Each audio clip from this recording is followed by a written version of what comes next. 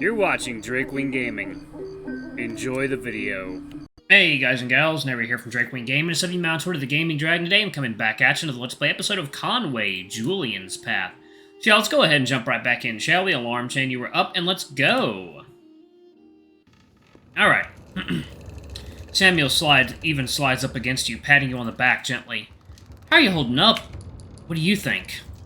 Samuel looks over to Regia, catching her eye. I get it, but seriously, you think this is the first time ever a landsman has fallen asleep on weather watch? Or that a ship has been caught in a storm? They're shunning me. Now it's not just Arthur, but the others as well. Doesn't feel like it'll become any easier to convince him now. He complained, pointing out the sullen nature of the rest of the crew. No, they're shattered from having to jump to it and fight with the storm all morning just to stay on a safe course. You hopped back in early while they had to finish the remaining sails. Not saying that you stopping early was wrong, of course, but it means you missed the rough stuff. Take it from me. But also, you can't just keep fucking moaning about Arthur, man. He takes your half-empty bowl and begins hoovering up your leftovers. As a friend, I'm with you. He sighs. But as a sailor, you stop the bitching and moaning and just get on with it. So if you want to do that, you actually have to behave the part. I'm sorry. I know. He pauses, ears twitching. Reluctantly, he pulls his bowl back in front of him and starts chewing away once again this time. You consider quietly finishing the remaining spoonfuls of breakfast before another shuddering taste of the gruel leaves you wishing for any distraction. You know, James, you're not the only one who's ever had some bad days. Well, I know that. No, stick with me here for a moment. The hare taps his foot, frowning while he tries to think back. You know, food's rarely a dangerous thing, but still, I've had some rough days myself. You don't get as good a cook as I without some. Please don't be too humble. But there was the time way back in South Africa when I was still young and learning. He looks about and draws a seat on the bench, huddling closer. I don't really want the rest of the crew to doubt my skills, but I think this might cheer you up. Vandale takes another look at the half-eaten bowls in front of him, but to his relief, everyone resists the urge to comment. Anyway, there's a lot to learn when it comes to food, and even if you can read, not everything that's written down is entirely helpful. Vandale sighs and shakes his head, shoulders shrugging too. I was still a novice and had barely mastered a handful of recipes. If I had mastered any at all. The chef at the local station came down with some illness that I had him lay flat for a while, so I figured, now's my time to shine. If I could just keep things running, surely I'd get recognized as the budding chef that I knew I was. And hey, I mostly did, except there was this one dish. The hare shakes his head again and bites his lip, as if the memory still irks him. They told me they wanted to try something local. You know, they were all caught up on the adventure, and instead of wanting something from home in the usual style, they asked me for something hot. You see, they were pretty adamant after they saw the rack of spices hanging on the wall, and sometimes people can't be dismayed. Oh no. Samuel smirks, nudging you with an elbow. Even Regia let the ghost of a smile creep across her muzzle. Oh yes, they wanted it. I told them.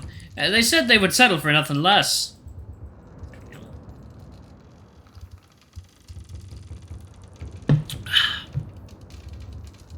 It continued like that for at least 10 minutes, until I was tired of arguing and figured, fine, if you want to try, I've warned you. Vandale gives a muted laugh. I used a fraction of the spice, and it still practically blew their heads off. I could still see them panting frantically, tongues hanging out of their muzzles like they were on fire. Vandale shrugs, ignoring the others as they trolled away. And that is how I learned that I should never let you lot dictate what I'll be making. It never ends well, because, and I say that in the most endearing way possible, you sailors are dumb as rocks sometimes. The stupid idea of one person just gets amplified by everyone on this thing egging them on. See, Rabbit, the reason for that is it always ends in a laugh. Someone will do something stupid, we all get to laugh about it. That's the reason why you always egg on stupid decisions like that. We don't exactly have much else to do for entertainment, do we? What's odd is that it's not what irritates me the most about the memory. What is it then? I overcooked the meat. I was so focused on sorting out the heat that I forgot about the rest of the meal. A tragedy, but I don't think they'll have noticed. Maybe you should try it again sometime here, with a more adventurous crew. Maybe. That is, once I get some more spices. You join their chuckles for a moment before turning back to your bowl. I mean, I'm sure the meat not being satisfactory was a great loss for you, but that hardly sounds like it compares to being dismissed from the ship. Do any of you perhaps have more fitting stories about your bad days? I guess just not feel quite so alone in it. What do you want to ask? Let's ask Regia. Your eyes settle on the cheetah. She's eating quietly, nibbling at the spoonful before her while looking far off, eyes unfocused on her surroundings. From what you can tell, she's only been half paying attention to your conversation. But you figure that out of the others, you're most curious to hear what she has to say. Regia, would you be okay telling me? Hold up, y'all. Let me, actually... There we go. Okay. Regia. Okay, I'm gonna do all of them.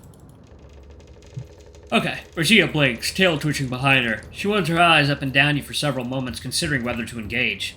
I'm a surgeon, not a sailor. Unfortunately, the bad days I bring to the table are a lot less... You realize your mistake. I'm sorry, you don't have to bring this up. Regia shakes her head, shrugging. I won't in that case. Besides, I prefer to keep a healthy distance myself, which isn't always easy on a ship like this. She pauses thoughtfully, taking a moment to watch Samuel finish off the last of her scraps. I'm just glad that no one was hurt this morning. But like Samuel said, you've got to see why he's annoyed at you. She nods with a finality that indicates she's finished talking. Even though she hadn't gone into details, a subtle sad shift of the scent in the air about her said enough. You take her silence as a small mercy. Still, it didn't do much to make you feel any better. You couldn't change what happened, but also... You sigh, letting your head rest on your palm. Just all it's missing is knowing how I want to do it. Winning Arthur over, that is. I think you're thinking about it too much. There's not going to be any one plan that you can execute to fix it all. It's not how you get into people's good graces. Second, yo.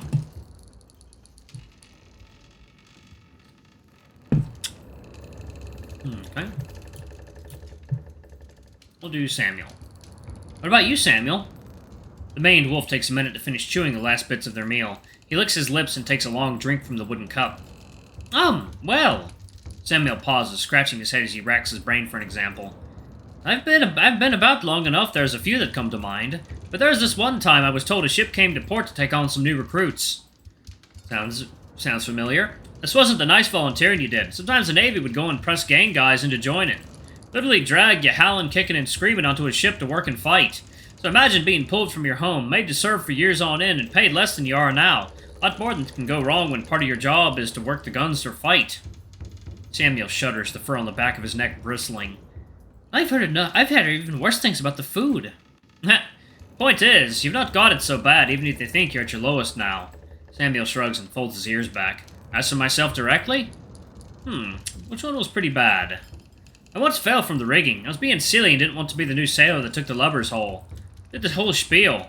Being cocky, taking needless risks, all the stuff an actual old salt wouldn't do.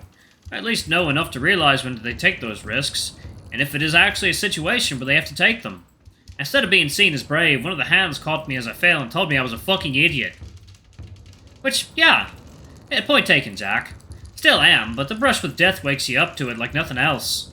He laughs. You nod, accepting it with a bit of humility. You sigh, letting your head rest in your palm. Just all it's missing is knowing how I want to do it. Alright, let's go back and do notes. What about you?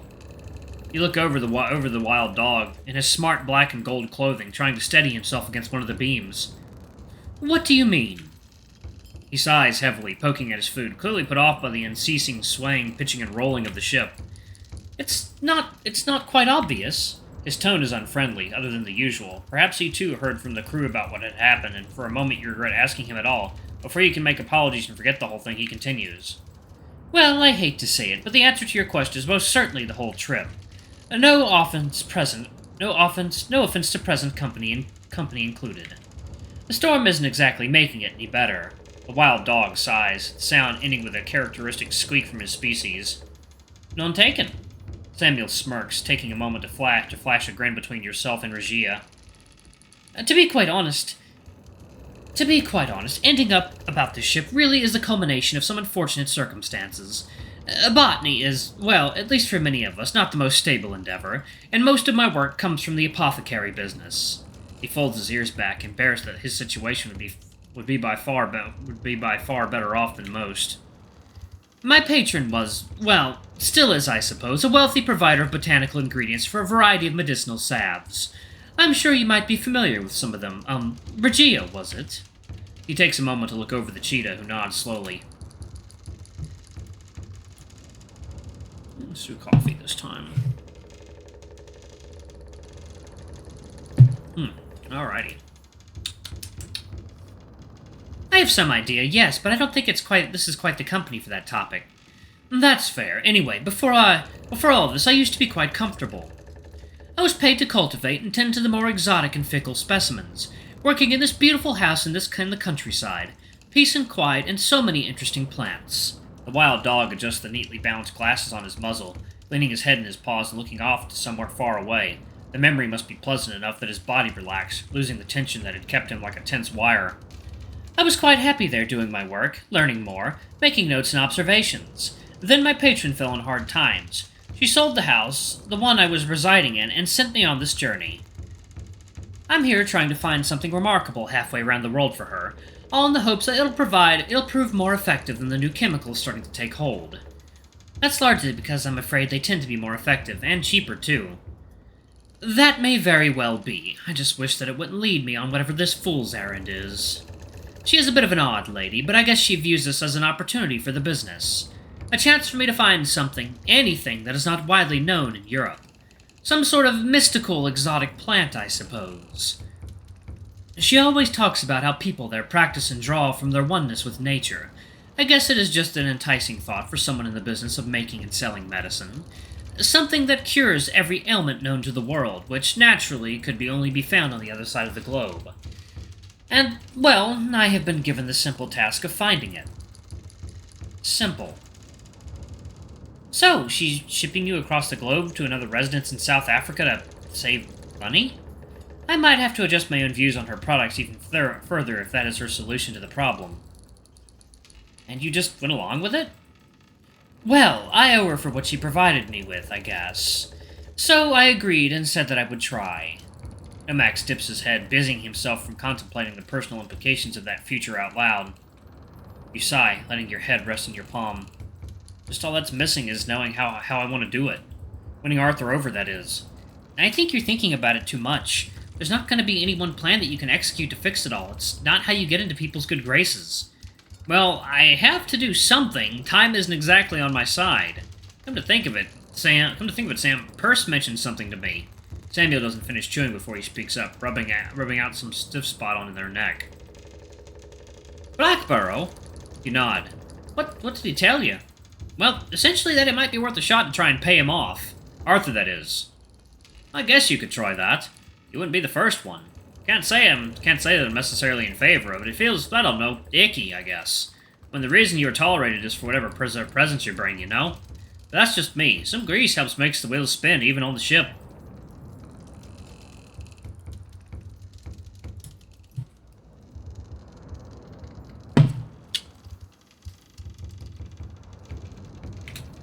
Especially on a ship.